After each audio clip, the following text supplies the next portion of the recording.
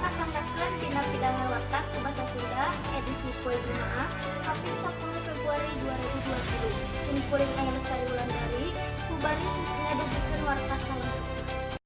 Pamirsa, akibat naikna harga BBM, sajumlah harga bahan dasar oge ngaronjat. Harga ti lapak-lapak oge naik drastis.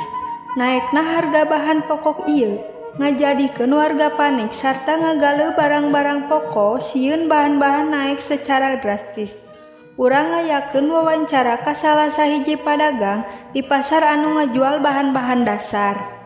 Abdi Fitriani Najla Solihah ngalaporkeun ti TKP.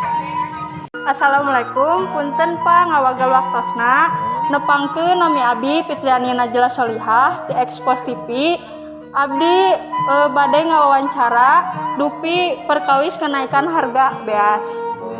Dupi harga beas ayeuna kisaran sabaraha?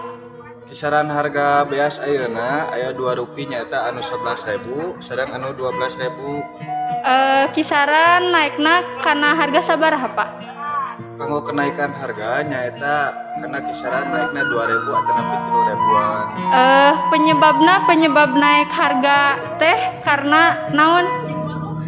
Penyebabnya nyaeta seueur lahan sawah anu ayeuna dijantonkeun komplek atau nepi perumahan sareng petani anu ayeuna kakirangan kanggo melakna. Pemirsa Expos TV dinten ieu urang sanggakeun dugi ka dieu aya saur ti sepuh urang. Dinu kiwari nganak nu bahari seja ayeuna sampureun jaga. Mugia janten lenyapaneun kanggo urang sadaya ngawakilan nu ngakolakeun Expos TV. Sim kuring aya Lestari Wulandari seja amit mundur amit mungkul. Wassalamualaikum warahmatullahi wabarakatuh.